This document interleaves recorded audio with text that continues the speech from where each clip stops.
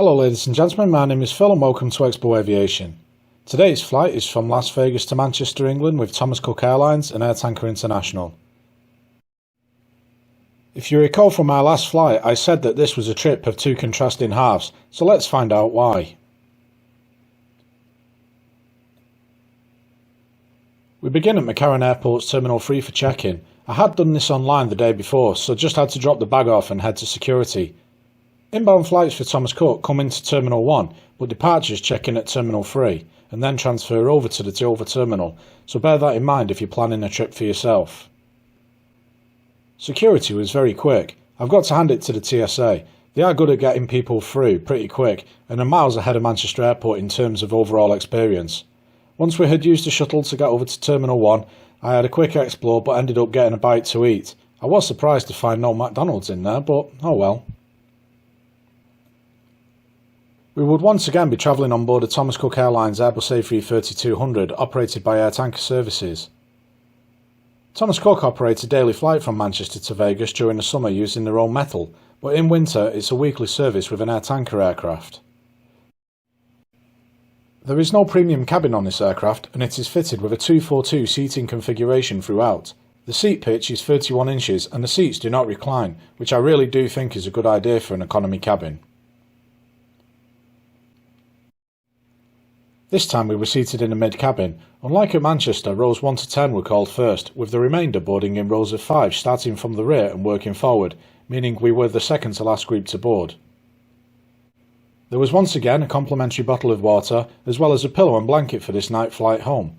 The legroom appeared the same as in the forward cabin on the outbound flight, with enough room for me to stretch out, but there was a box under the seat which houses the in-flight entertainment for this pair of seats, which does take up a bit of space. Boarding had begun around 15 minutes late, but it seemed we were set for an on-time departure, but alas, it was not to be. I could tell something was amiss, as there were several lengthy discussions between the cabin crew and ground staff. The cabin temperature was rising pretty fast, and there was no air conditioning being supplied, and after around 20 minutes the captain made an announcement to say that the ground staff had not finished their paperwork, and that was causing our delay. He also said that we couldn't have the air conditioning on as we're not able to start the engines on stand. The inability to start the engines on stand is certainly correct, but McCarran, like most, if not all US airports in hot climates, can provide ground-based air conditioning via ducting that runs under the air bridge. As for the paperwork, I wasn't too sure about that either, but more on that later. We eventually pushed back 45 minutes after our scheduled departure time and were then held for a further 5 or so minutes on the taxiway. Eventually though, we made it to runway 1 right and departed, giving a brief glimpse of the Las Vegas Strip before it disappeared behind the engine. Note to self, move a few rows ahead next time.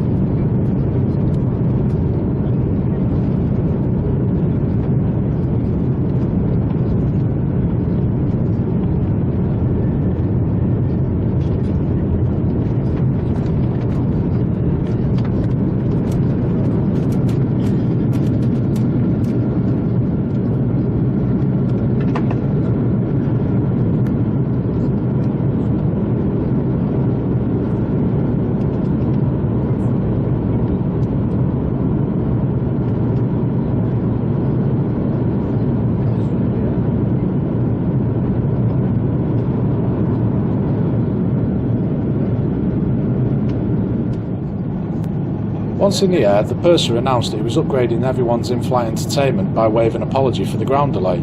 This was a welcome gesture as noted by the cheer in the cabin. As I mentioned on the previous review, the seatback TV screens are a fair size and the touch sensitivity is excellent, although it can be a bit tricky navigating through the menus due to the lack of a scroll bar. The audio selection was excellent, with a choice of over 450 programs and albums.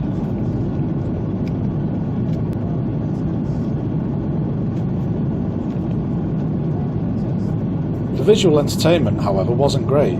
If you didn't upgrade, you had a choice of 4 movies, all of which were aimed at children, or 4 TV shows, with an episode from each, and 2 of those were for kids.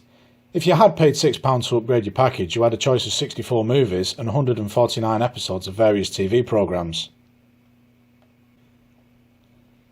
I could see that the airline had tried to give a mix of TV programmes to please everyone, but after watching 4 episodes of Friends followed by 4 of Big Bang and then the first few episodes of The Fresh Prince, I moved on to the movies. Again, Thomas Cook have tried to get the films in for everyone with a rather eclectic mix of movies. There were some new releases like The Meg, The Skyscraper and The Avengers, as well as other films like Miss Congeniality and Ab Fab. Considering we were on a plane, there was no way I was going to watch Sandra Bullock strutting her stuff alongside Michael Caine, so opted for 2001 A Space Odyssey and Dirty Harry. The airshow moving map was working today at least, and we would be taking a route right across the United States over to Boston before turning more northeasterly and out across the Atlantic. The downside was, it got dark pretty quick as we were heading east after all, but it was great to be able to know which cities those lights below were. Following on from the headsets, the drink service began. We were seated in the mid-cabin, and as the service started from both the front and the rear walking towards each other, it took well over an hour before we were reached, and as yes, we were the last row to be served. Still, at least they had some beer left. The meal service followed on, and was certainly different to how other airlines do it, with the meal trays a thing of the past. The crew handed out a sort of lunchbox which contained all of the cold parts of the meal, such as the bread, cheese, crackers and chocolate brownies, as well as the cutlery pack. The hot portion was handed out separately. As with the drink service before, we were waiting a while before the crew got down to our row. We were given our box but no hot entree, as evidently the guys had ran out. We then had to wait a couple of more minutes before the girl working from the back reached us and pretty much threw down 2 entrees and ran off. I took a closer look at our hot entrees and realised why she ran off. It was because we were given the vegetarian option, pasta with tomato sauce, and it tasted as bad as it looked. It was bland and a frankly pathetic attempt at a meal. I was appalled at the action of the crew here.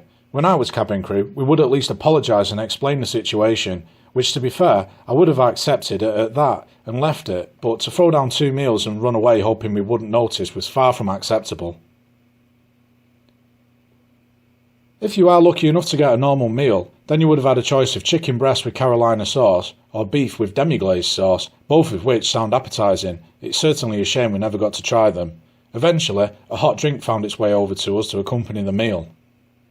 Once the finished meals were cleared in, the lights were then switched off to allow folks to sleep. I just settled in for the long night ahead.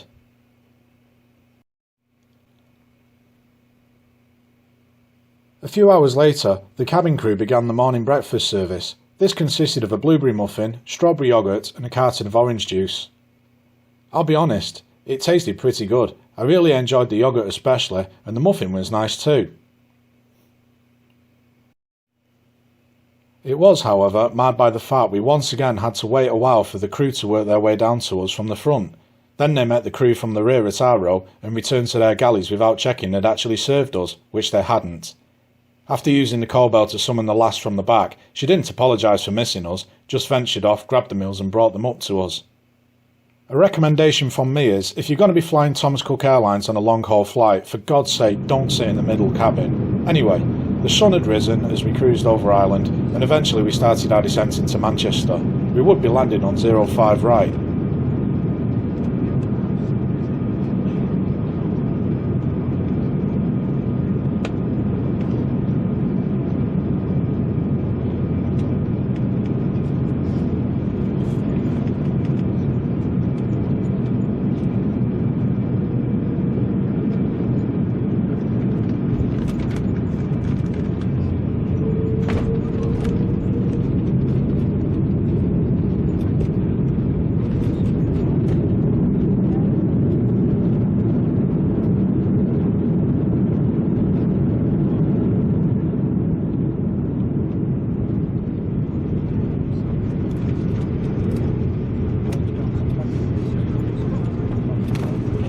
Summing up, I was very disappointed with this flight with Thomas Cook Airlines. I thought the hard product was okay for a charter carrier. The legroom suitable enough, especially since the seats don't recline, meaning a less claustrophobic atmosphere. The TVs were a good size, and the complimentary headsets were a nice touch. What let this experience down was the ground delay at Vegas, followed by the appalling service during the flight. As I said earlier, boarding started late but seemed to be completed quick enough for an on-time departure. This didn't happen, of course, and we were stuck at the gate for nearly an hour with the cabin temperature rising considerably as the air conditioning wasn't on. The captain had said that the air conditioning couldn't be run on the ground as we can't start the engines, which is fair enough. However, he didn't explain why we were not using the ground supplied air conditioning. As for the paperwork issue he mentioned as for the cause for the delay, it seemed more like the potable water tank hadn't been serviced and forced we had to wait while it was filled up. As former cabin crew, I do give airlines and crew a lot of slack. The ground delay was unpleasant but not the end of the world. However, it was the meal service that was the last straw. To just throw down 2 vegetarian meals and run off rather than explain they had run out of normal meals is inexcusable. Add to that we were missed out on the breakfast service too, and the sheer length of time it took to be reached on any service, and it has left a very bad impression of the airline.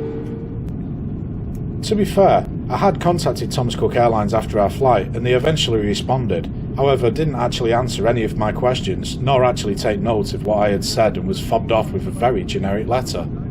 It's a shame, as their short-haul product is generally quite good. I've flown with them several times and had a basic but pleasant enough flight. This, however, has certainly put me off using Thomas Cook Airlines for long-haul trips. Now, I'm a believer in you get what you pay for, and this certainly wasn't a cheap trip. It was part of a package holiday, but for the same price I could have gone with Virgin Holidays and stayed in a better hotel, with the only caveat being the need to connect in Atlanta. Had it not meant going through Atlanta the weekend after Thanksgiving, I'd have gone for the Virgin and Delta option. Before I finish, if you are going to fly long haul with Thomas Cook Airlines, then for the love of God, please don't sit in the mid-cabin as you are served last. I asked the company if this was just because it was an air tanker aircraft with no premium cabin, but was ignored, so I don't know if it is any better on any of the ex-My Travel aircraft. I hope you enjoyed this trip report. I am trying to make these better, so please let me know what you think I could improve on for future trips. I've got many more videos on the way, including a trip to Phoenix via London, plus new episodes of Grounded, so check back soon, and as always, thanks for watching.